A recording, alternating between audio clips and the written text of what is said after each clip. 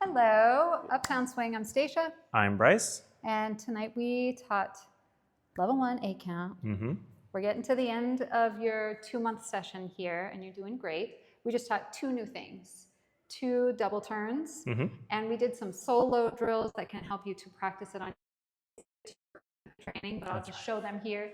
One is just solo for a double tuck turn, rock, step, triple step, step, step, triple step. You're trying to pulse the whole time, and ideally go down a line. That'll get better with time.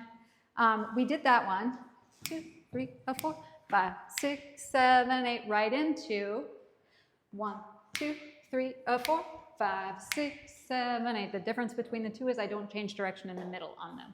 So we'll do them back to back here. Da-da, hey. 3, 5, 6, 7, 8. I just keep going, and that was what we did. We did it.